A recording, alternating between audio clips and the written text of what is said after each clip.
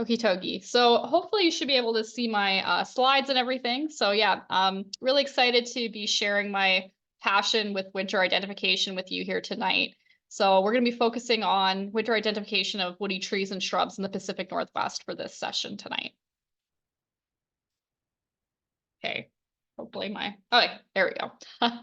Okay, so a bit of an overview of what we're going to be covering in the next hour or so. So I'll give you a quick little intro to me so that you have a bit of an idea of my background and how I got into this whole winter tree thing. And then I'll mention a little bit about why should we care about winter plant ID. So why bother with identifying plants in the winter? And then I'll run through some of the steps of winter plant identification with you. So how do we go about the process in a kind of a logical way? And I'll cover some key terminology. I'll provide you with some additional resources that you can check out on your own as well if you're interested. And we'll do some review at the end. So I have a little review game that we could play together. And I'll leave some time for Q&A at the end as well. So yeah, feel free, again, to pop anything into the chat as you go along. I do try to keep an eye on it. So if you want to do that or raise your hand, please go ahead. Okay, so a little bit about me. I'm an instructor at BCIT. There's my email there. So if you want to reach out to me, you totally can do that.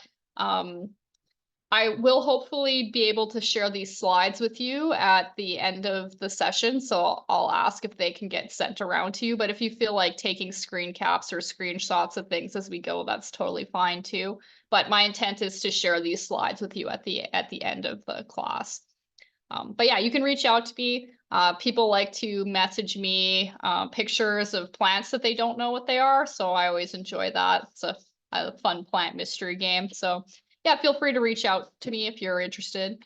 So a little bit about me. I'm from Gimli, Manitoba originally. So I grew up in a rural part of Canada. I got to play outside a lot as a kid. So here's me with my brother, and there's me gardening with my dad, and here I am with my mom.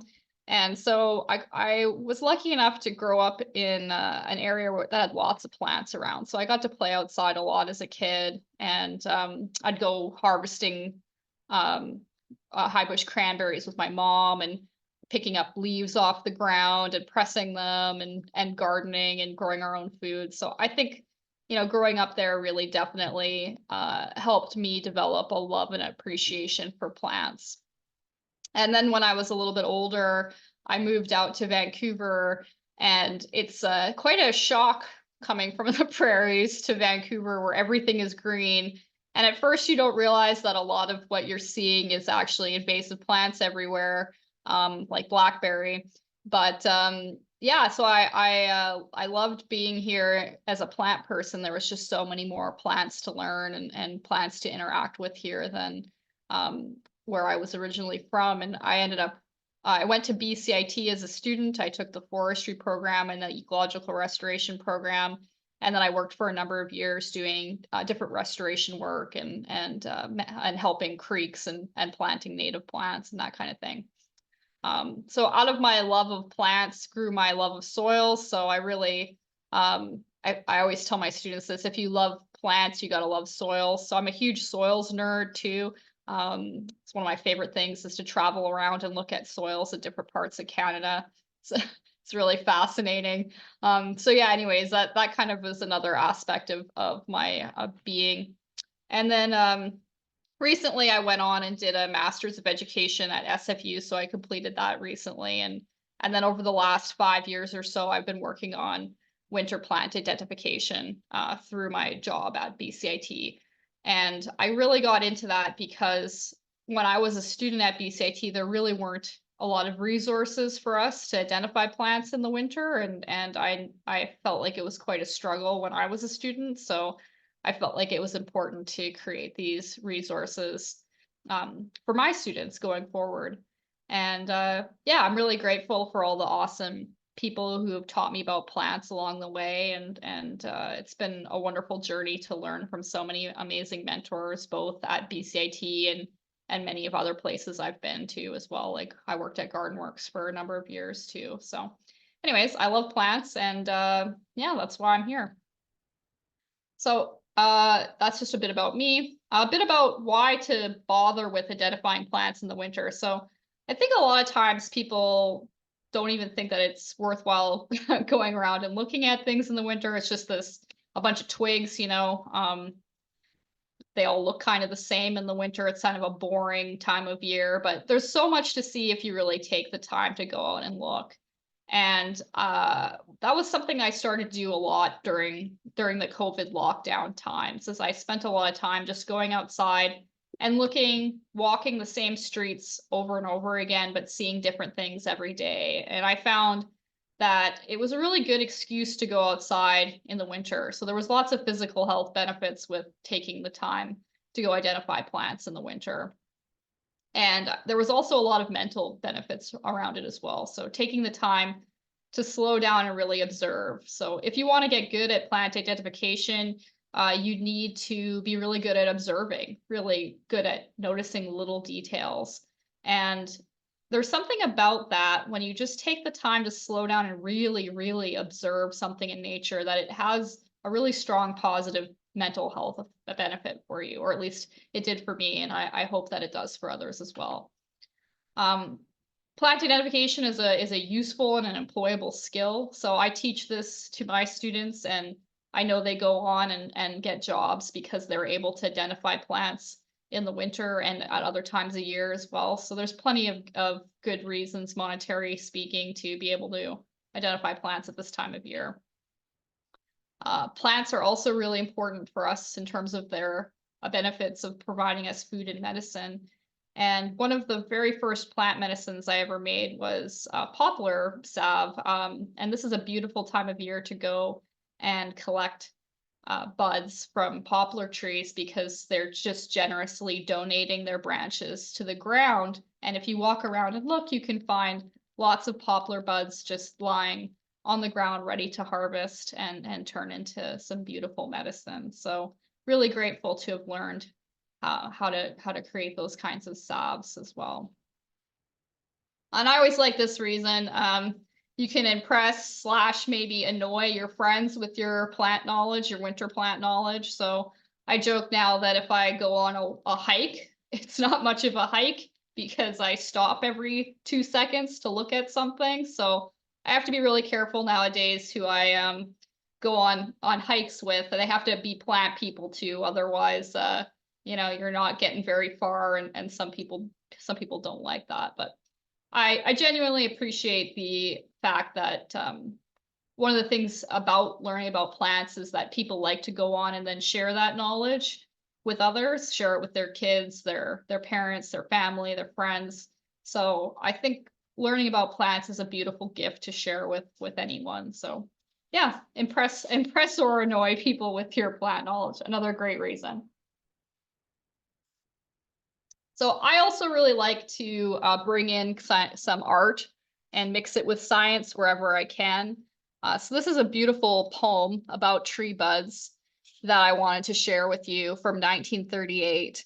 And this poem has a lot of really good identification features in it. And as you become more familiar with plants in the winter, these little quotes from this poem might stick with you. So here, I'll just read it to you. On the chestnut buds you'll stick. Buds of beech are sharp and prick. Buds of ash are always put in tidy pairs as black as soot. In a jumble, oak buds grow, a most untidy twig they show. Reddish brown are buds of plane. On the elm tree, look again. See the leaf buds, small and brown, growing up the twig and down. Flower buds you'll see as well, round and bead-like as they swell. Buds of sycamore show green, a big one at the top is seen, but smaller down the twig they grow. Lime buds, ruby red, will glow. Poplar buds in single line, down the twig in crimson shine. Thus may all trees be known in winter by their buds alone. And yeah, this poem just came up yeah, online. I came across it the other day, and I just thought it was really beautiful. And the picture here is a European ash, and you could see it talks about ash in tiny pairs as black as soot. So you can really see that is true for our ash buds here. So anyways, a lot of good information in this poem. All right. So how do we go about identifying plants in the winter? Now I'm going to walk you through some of the kind of logical steps. And I like to think of these steps, they sort of apply at any time of year, but I'm going to specialize them particularly for the winter here. So whenever you go out and try to identify any plant, I always think of it as you just need to be a detective. You got to put your observational eyes on. You got to look around. You can't just look at one thing. So you got to look for clues. So I definitely get some looks from people when I'm out trying to figure out what plants are, because I'm like rooting around on the ground, digging through piles of leaves, looking for whatever I can find.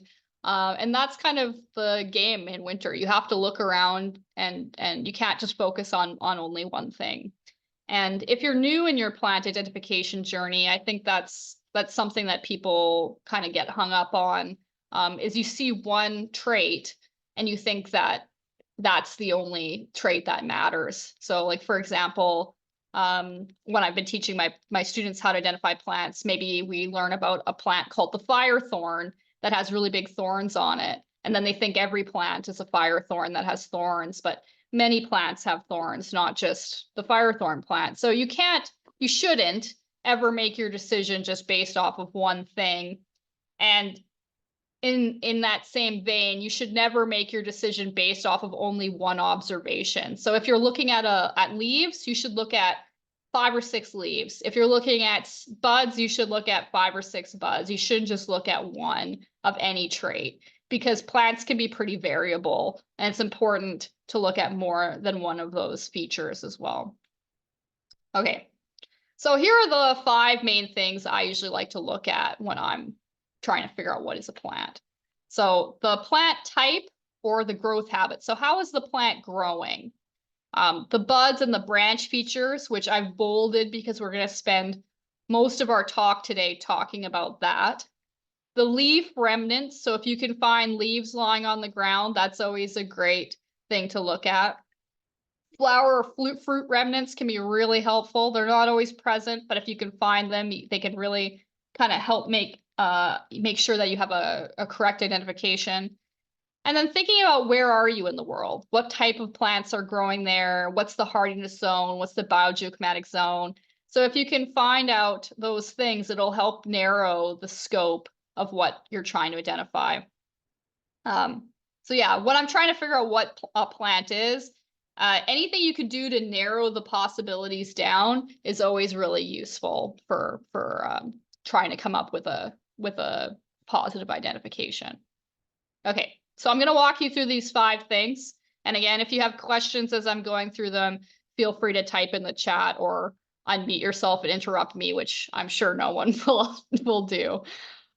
Okay, so growth habit, plant type and growth habit. So you want to look at the size and the shape of a plant. Is it a tree, a shrub, or an herb?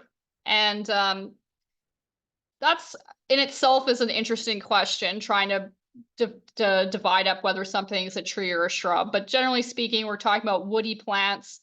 Trees are usually what we consider greater than 10 meters in height. Shrubs are usually what we consider less than 10 meters in height.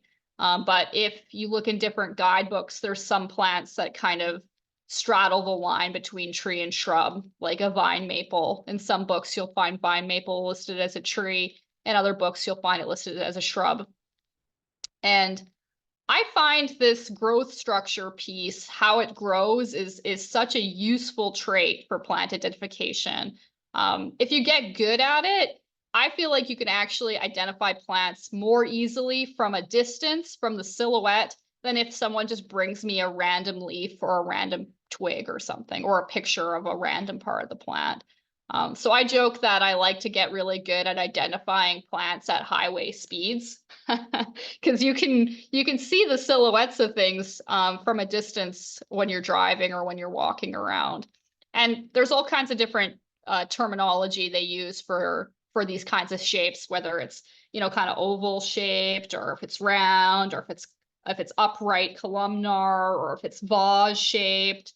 So there's all kinds of different shapes that trees can grow in. And this here is in the photo is a black cottonwood, which is pretty distinctive from its silhouette. It tends to have kind of one main trunk, which is different from a lot of our deciduous trees that have multiple trunks that spread out, more like, say, like a big leaf maple. So I really enjoy learning tree silhouettes, and it can be really a fun way of identifying plants. And when we're trying to, again, identify plants from a distance by their growth habit, we need to figure out what are some of the ways we describe these things. How are they similar? How are they different? So here we have two different native shrubs that both have kind of what we call an arching or mounding growth habit, but they have different sized stems. So here with our vine maple, we have a much thicker trunk. Here we are up here with our hardhack, much thinner twigs. And we get, again, a much denser, brushier state of a hardhack where it's growing really densely together. Vine maple, kind of a little bit more spread out. So these growth habit pieces can be really helpful for identifying plants quickly and easily. Okay, so this is going to be the main part of our talk tonight, but talking about buds and branch features. So there's lots to talk about here. In terms of some of the main things we're going to talk about is bud arrangement, the different types of buds and bud scales, leaf scars and bundle scars, and bark and pith. So if you've ever looked at a twig before, you might have noticed there's these things at the ends of our branches here called buds. And if you don't know that much about plants, you may not realize that buds are these really special growth points that have next year's leaves and sometimes next year's flowers safely tucked away inside of this protective structure. And plants will grow from the tips outwards. So each year, the plant will put on a new bud and then grow and then set a new bud and then grow again and grow again. So plants are constantly growing from the tips outwards. They aren't growing from the roots upwards, which sometimes people don't realize. And this is why if you carve your name on a tree, which don't do that, where you drew or wrote on it, it will stay at that same height because the tree isn't growing from the ground up, it's growing from the tips outwards. So the buds are considered a really important growth part of the plant. And inside there are all the little baby leaves just waiting for next year. And once the spring comes, the little baby leaves, they kind of inflate like a balloon. They blow up and become big in size. And then that's just how it works. So it's pretty amazing. It's basically like magic, inside that bud is all of the little structures just ready and waiting for next year. So when we're looking at a branch, we can put to term some of these different features that we're seeing. And many of you have probably heard of nodes and internodes. And so the place where we have a bud and a leaf, or a bud and a leaf scar, is what we call a node. And the length of stem between the nodes is what we call the internode. So up here, we have a node where there was a leaf and a bud. Here we have another node where we have where a leaf was attached and some buds. And then the space in between them is what we call the internode.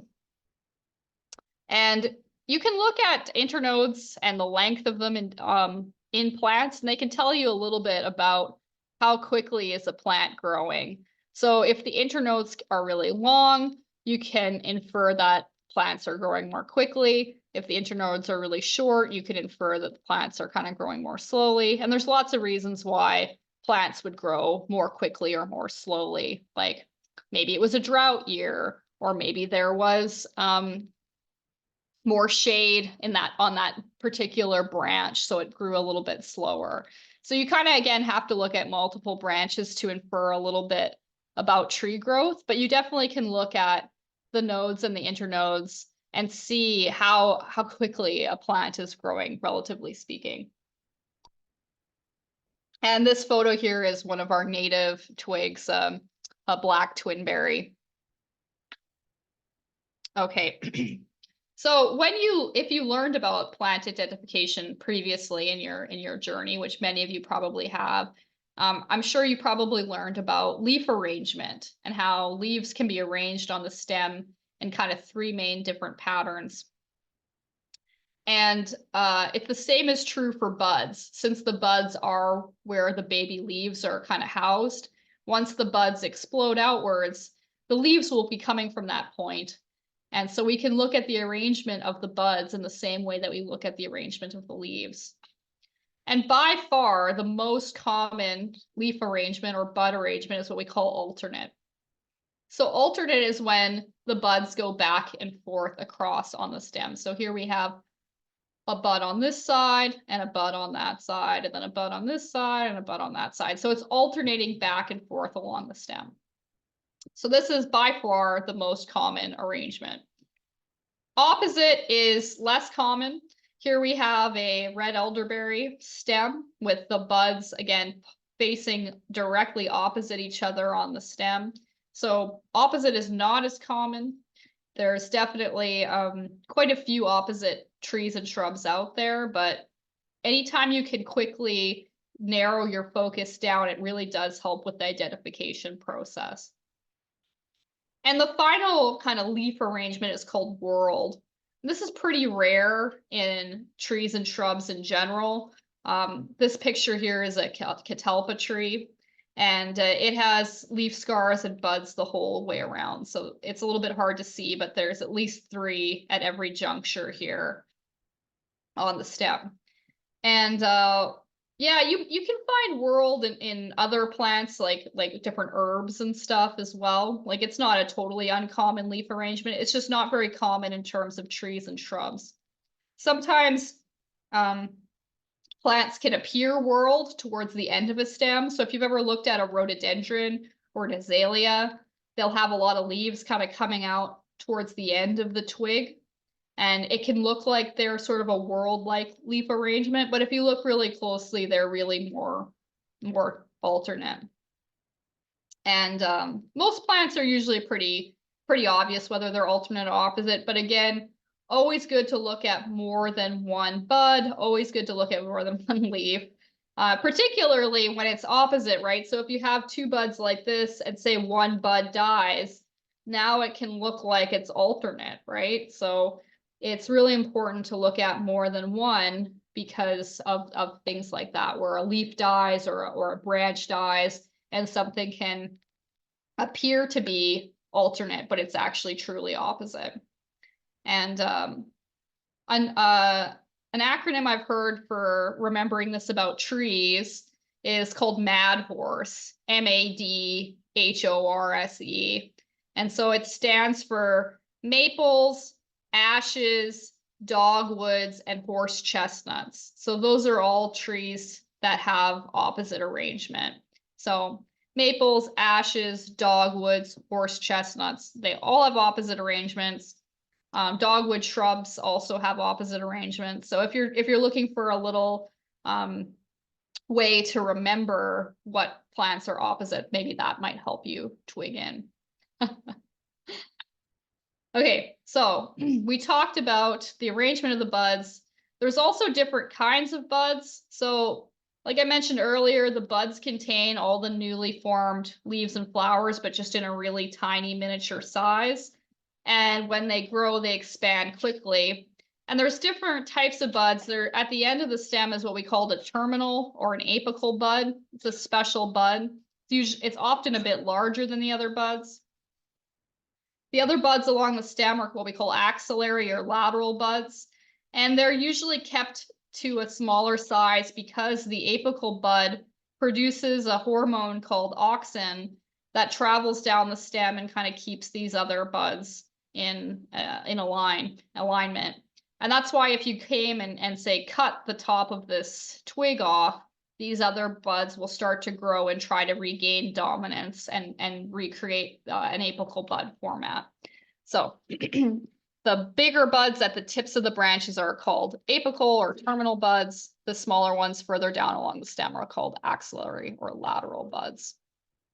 And not all plants will have all these features. Some plants don't really have an apical or a terminal bud. Okay, so like I said, these buds protect the plant structures over the winter so that they can grow the following spring. And within those buds, they're protected by these things called bud scales. So this is a great picture. You can actually see how the bud scales really do look almost like fish scales, like overlapping armor on a bud. And that's exactly what they are. They act as a protecting agent to make sure all the little baby leaves stay safe for next year. And one thing that's kind of fascinating, and it's a little bit hard to tell from the picture, is that each one of these bud scales is actually attached at the base of the bud. So these little bud scales are much shorter and they're attached at the bottom here, whereas these bigger bud scales kind of overlap and come all the way down to the base of the bud. So these large bud scales, again, they'll kind of come up and around and attach right at the bottom there. And this is important to note for another feature that we're going to see in a minute. There's also some plants that don't have overlapping multiple bud scales, like a willow plant has kind of one continuous bud scale. It sort of looks like a tongue. There's also a few plants that don't have bud scales, like our native cascara tree. The tiny leaves are actually just hanging out there all winter long. It's pretty amazing that they are even able to do that. But yeah, the cascara has what's called a naked bud, where it's not protected by any bud scales at all. But most plants typically have some kind of overlapping armor protecting the buds.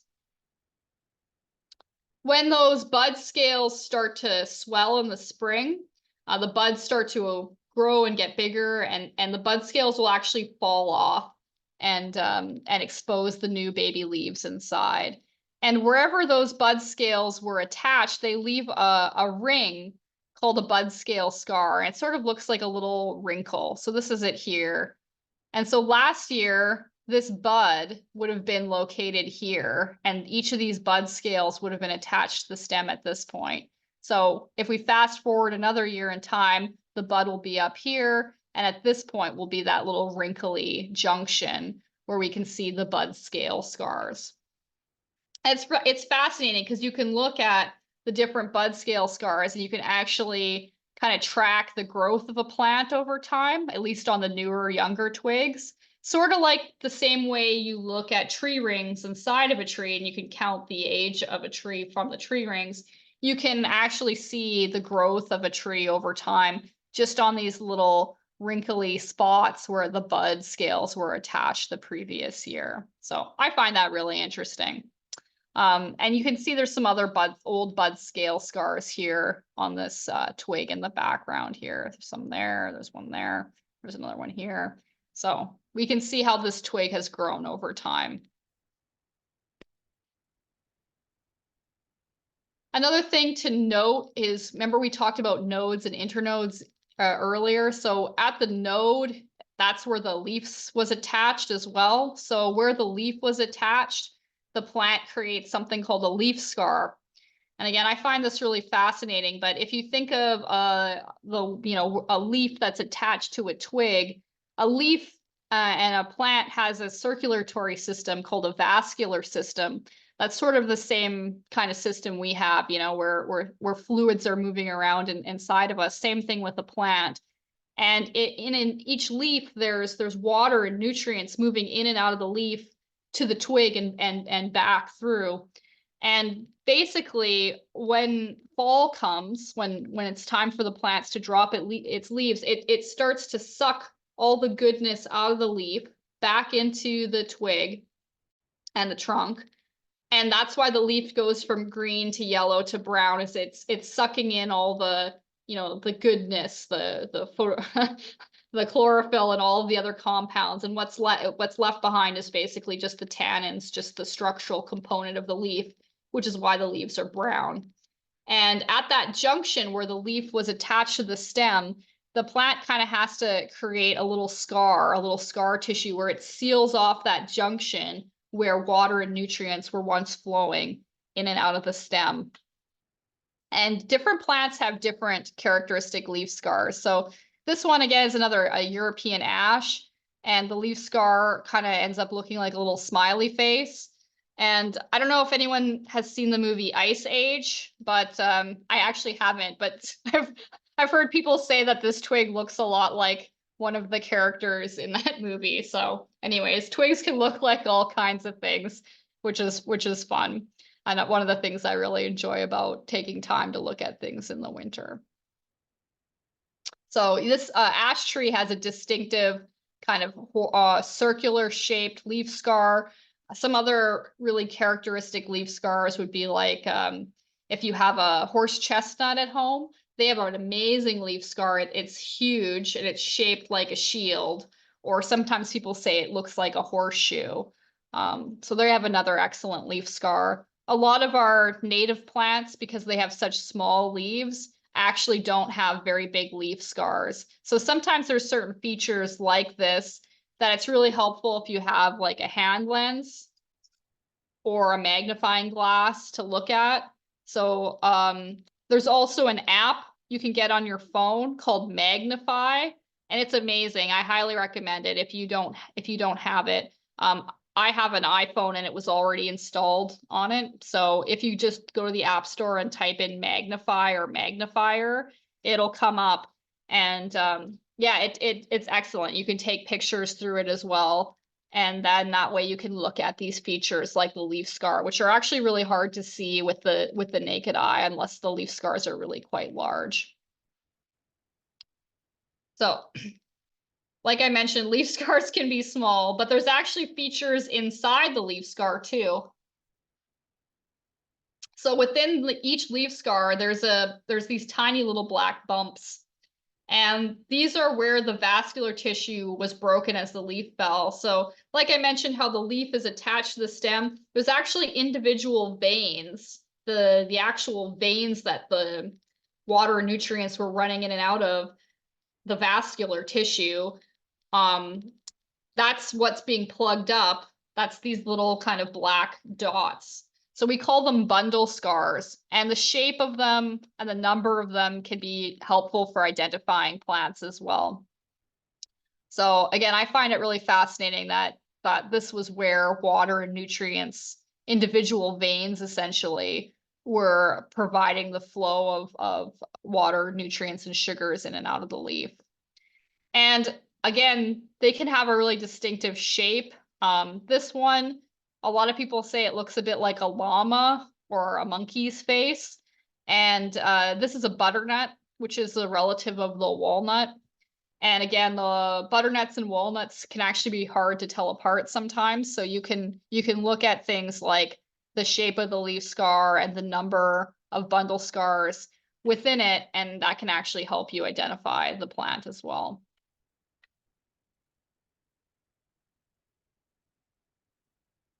Okay, so some of the other features we can look at on a branch or even on a trunk is what's called a lenticel.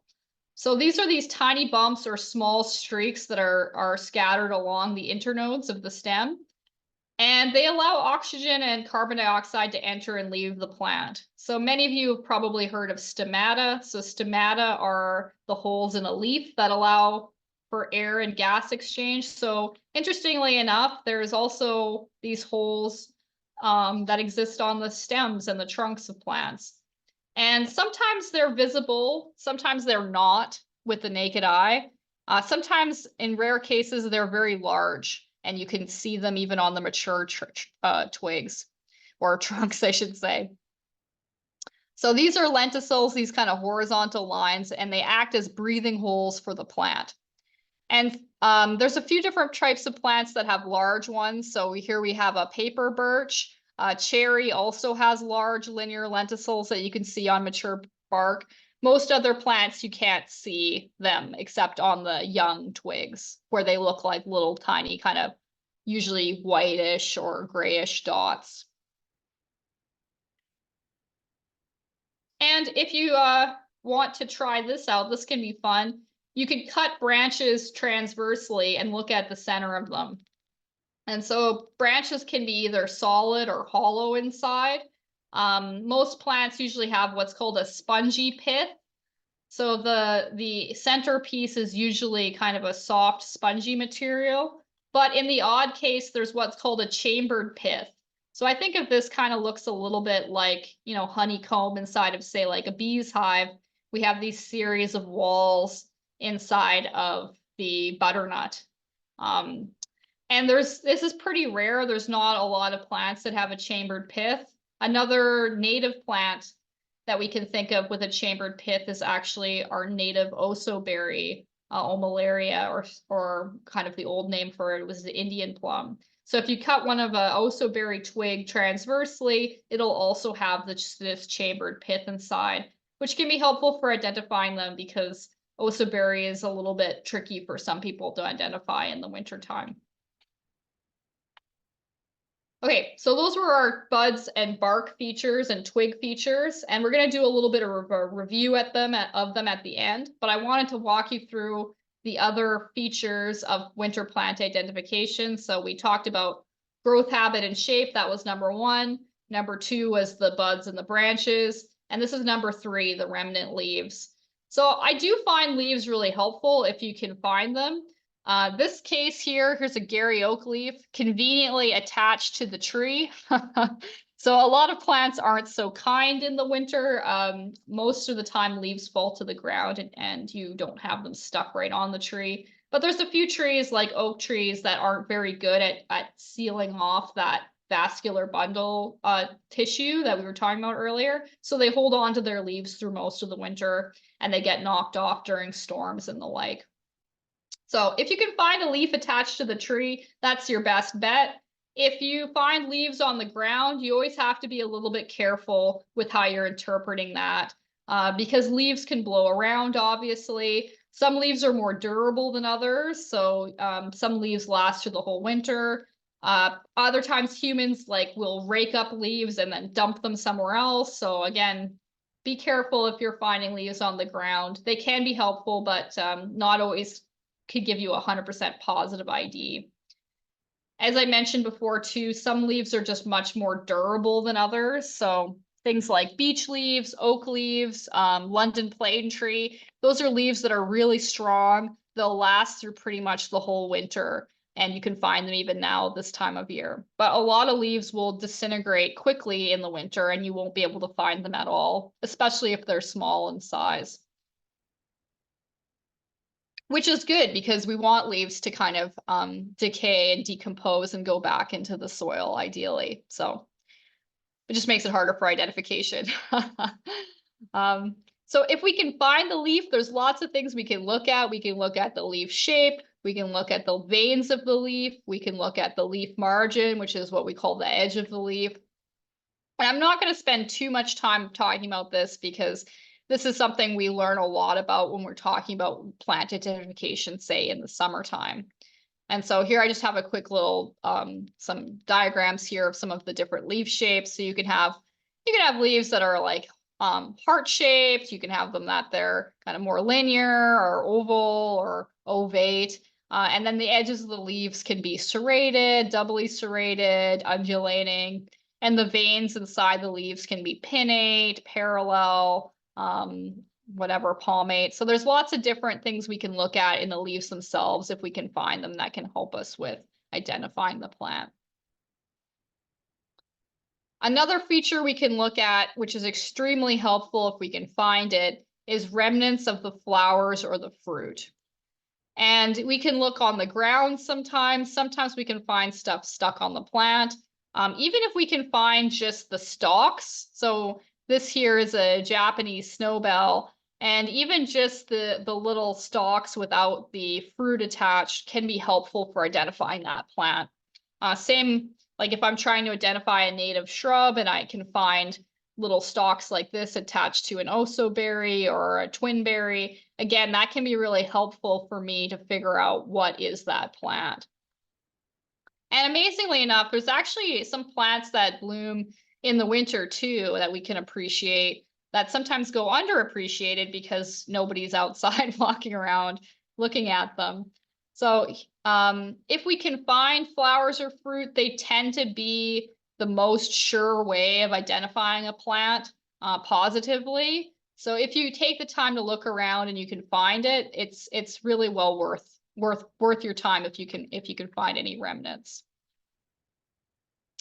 Here's some of my favorite winter flowers. So this one here, the red maple flowers, they're just starting to bloom. I find them to be one of the most underrated and beautiful flowers kind of in our urban landscape. There's tons of red maples in the Lower Mainland. If you drive around and you notice kind of a reddish glow to a tree right now, it's probably a red maple. And they're fascinating too because they flower really early and they fruit really early too, and then they drop their chimeras, which are their little winged helicopter keys here, early in the season, and then they don't have them the rest of the year. Like most of our other maples will have chimeras, maple keys well into the fall and the winter, but not these ones. These ones drop them early in the kind of late spring, early summer. Another one we can look at this time of year is the beaked hazelnut. So they have these beautiful yellow catkin flowers that we can see blooming right now at this time of year as well. So there's lots of other kind of non-native plants that are blooming this time of year as well. We sweet box and witch hazels as well. So there's definitely stuff going on out there if you're starting to wander around and have a look in your neighborhood. But it's an underappreciated time of year, I'd say, for flowers for sure. All right. The final piece that I think is important when you're trying to identify plants is thinking about where is it growing? What kinds of conditions is it growing in? So here we have a sweet gale, which is a native shrub. And you can see clearly in the background here, it's growing in a wetted area. So if we're trying to figure out what some particular plant is and we're looking at the conditions it's growing in, that can be really helpful for, again, positive identification. Like you're not going to expect to see a cactus growing in a wetland, for example. So that kind of thing, anything that narrows the focus down can be really helpful. You can also look at hardiness zone or biogeoclimatic zone. So it depends what kind of hat you're wearing. If you're a landscaper or I've worked in the horticultural industry, you're more familiar with hardiness zone. If you're a forester or maybe ecological restoration person, you might be more familiar with biogeoclimatic zones. Both of them are related to kind of the temperature and the climate that you'd expect plants to be able to handle or grow in. And I always really like it if I could go out with someone who's familiar with the area to just kind of walk around and they'll have a good idea of what plants you'll expect to see in that area. So if you can find a plant mentor or plant friend that's local, that's always a really helpful thing. Same with birds, right? If you can go out with a birder who's familiar with the area, then you're definitely going to be much more supported in identifying the birds than you would be otherwise. I personally prefer plants to birds because they don't run away on you. So pro tip. Yeah, so if you can find out what plants are common in your area, that always really helps narrow your focus down again. Okay, here's some additional resources for you. So if you're really interested in learning about winter plant ID, we have this third edition of the Buds, Branches, and Bark Guide to Winter ID in the Pacific Northwest. So it's a digital book. It's an interactive PDF. It has maps and videos and all kinds of links to other things in it as well. And this is a book that I co-created with my students over the last 5 years. And to date, we've had over 250 students have worked together with me on this book. So we've had student photographers, student writers, student editors, student designers, student illustrators. So it's been quite a labor of love by many, many people. And we're very excited and happy to share this third edition with the world. And so, yeah, if you want to check it out online, you can download it as a PDF. Works really great on an iPad. It's a little bit small for an iPhone, but it works on a smartphone as well. Inside the book, there's a bunch of plant tour maps. I always find if you can see plants in person, that's really helpful. I've got a bunch of different maps available for Vancouver, North Vancouver, Burnaby, New Westminster, and Coquitlam. And for example, here's Van Dusen. So we have illustrated versions of the maps, and then we also have Google Map versions of them that have where you can see the location of your plant and the location of you in real time. So it's really helpful for navigating because you can see where you are actually on the map. If you're interested in getting some other different resources, here's some of my favorite books. I really like Trees in Canada by John Farrar. It's probably one of my absolute favorite books. I own, I think, 4 copies of it. I keep one tucked in every corner where I might need it. Another excellent book is The Winter Twigs by Patricia Packard and Helen Gilkey. It's out of print, so it's hard to come by, but it's really good. It's got a lot of native plants in it. So you could try finding that one. This one, Identification of Trees and Shrubs in Winter by Bernard Schultz. A truly excellent, really good guide. It's from Kew Gardens, so it's a lot of non-native species for us, but if you're working in the urban environment, it's excellent.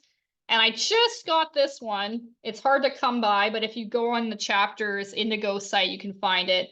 Trees and Shrubs in Winter, an Identification Guide for Northern British Columbia by Rosamund Pojar. And this is a great book. Has lots of really good keys and drawings and diagrams in it. And it overlaps with our region quite a bit as well. So I recommend those resources. You may have other suggestions too. You can throw in the chat, or you can mention them at the end too if you want. Other times people ask me about apps. Sometimes I use Seek or iNaturalist. I find it's kind of only so-so at identifying plants, especially in the winter.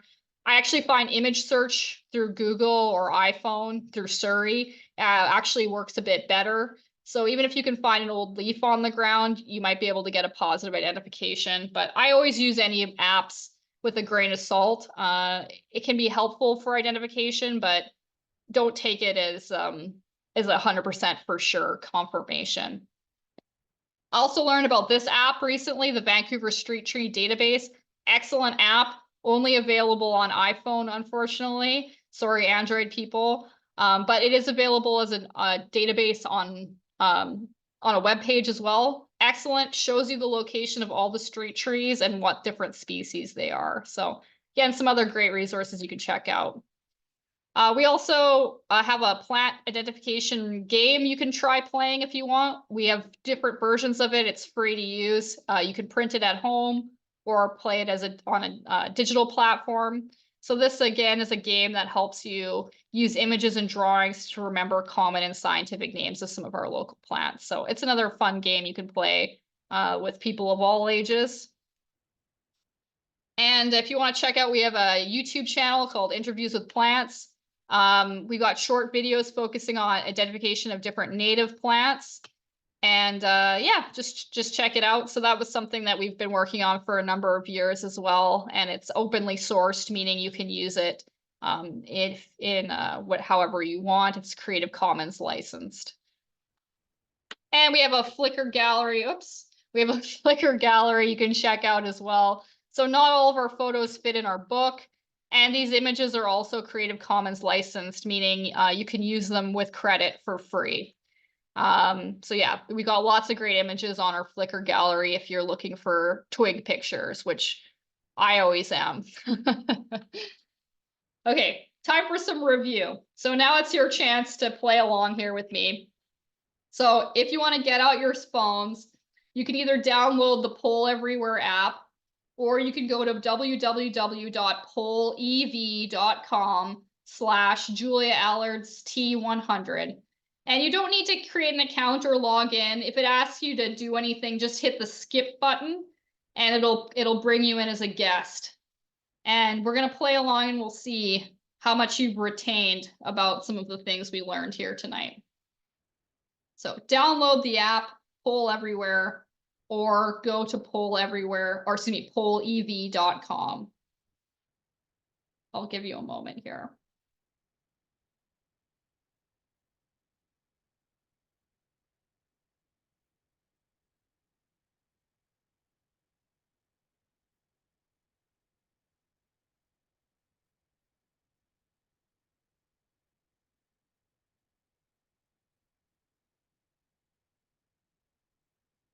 And yeah, it might say register. You don't need to. You could just hit skip.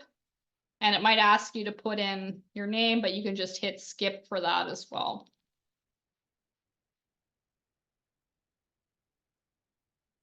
All right. So I'm going to pull up our first question here. If you weren't able to get the app to work, that's okay. But you can play along in your mind. Oh, I see some answers coming in. Awesome. So our first question here is, what type of bud arrangement is this? Alternate, opposite, world, or basal? All right.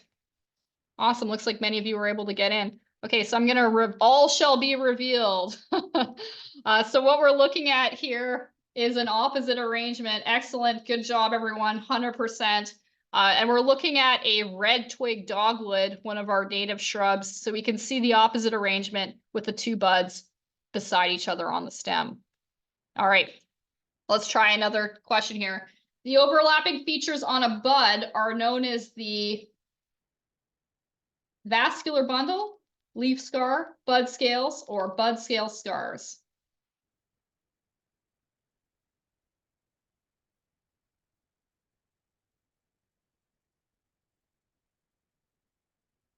All right, let's have it revealed here. So we're looking at the bud scales. That's the correct answer. So those were the armor, like scales on a fish. Same thing, they're overlapping, they're protecting the bud. Those are our bud scales. Okay. The area where the bud and leaf are present is known as the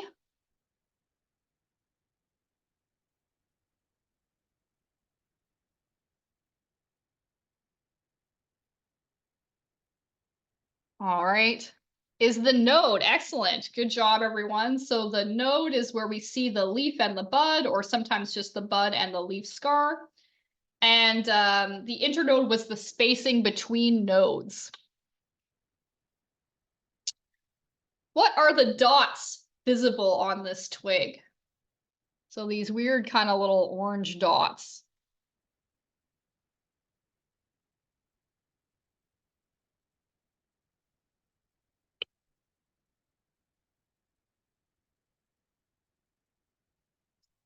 So we are looking at the lenticels, that's correct. So we have the breathing holes of the plant. So air comes in and out of the lenticels. In this particular plant, this is a red elderberry. It has what we call a warty lenticel. So it looks like kind of like little warts on the stem. Okay, 3 brown dots visible below the bud. So these 3 dots here, what are those?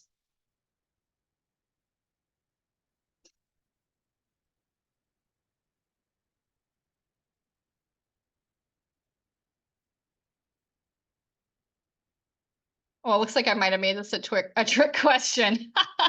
So there's 2 correct answers to this one, bundle scars and vascular bundle scars. So they're referring to the same thing. Those are the points where water and nutrients were coming in and out of the stem into the leaf, and the leaf had to seal those off. So vascular bundle scars or bundle scars. All right, so a real quick review here.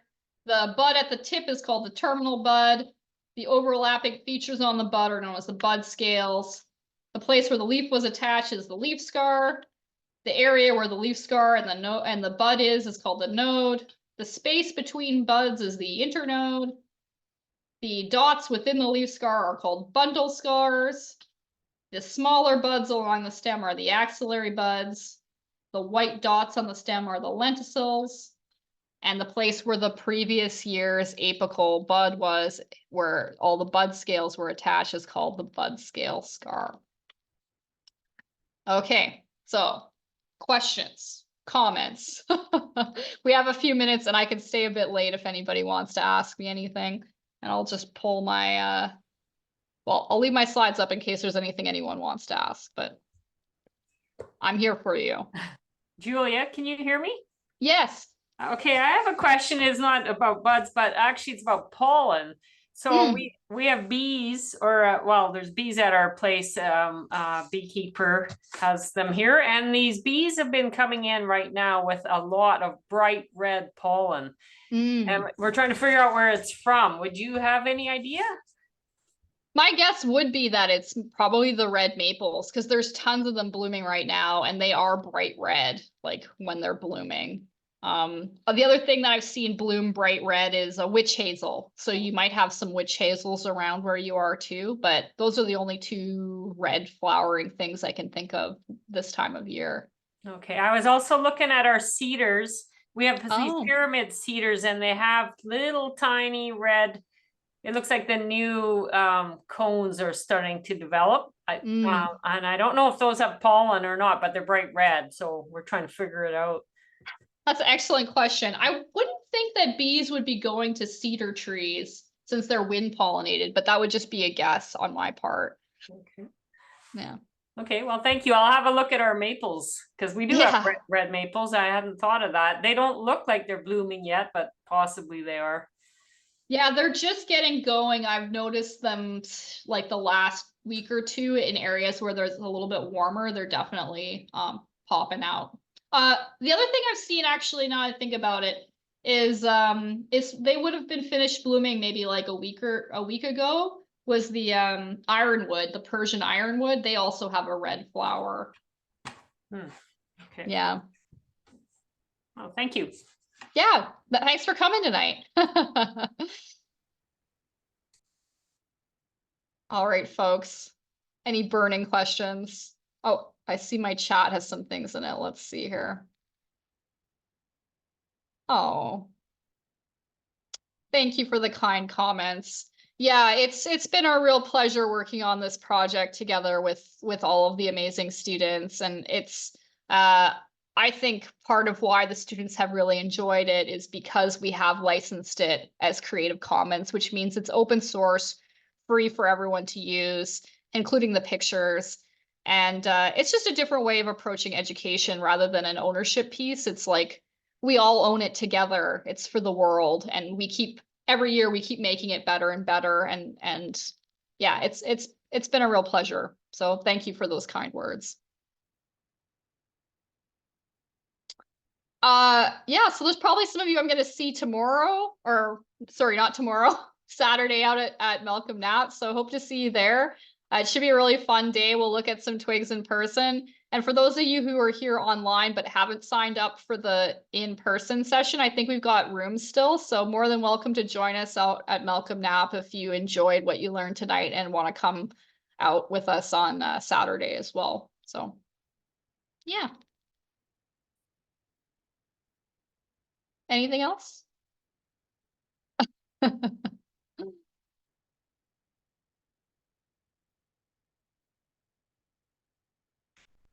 Thank you everyone for coming out tonight. Really appreciate sharing my love of twigs with you. Oh, do we need safety gear for Saturday? Excellent question. Nothing specific. I'd say just dress for the weather. If you want to wear safety gear, you can, but we haven't made it required. We're just basically going to be walking on trails and things that have been maintained. So there shouldn't be any issues there. Great question. Yeah, looking forward to Saturday too. Thanks everyone. I'll see if I can stop the recording.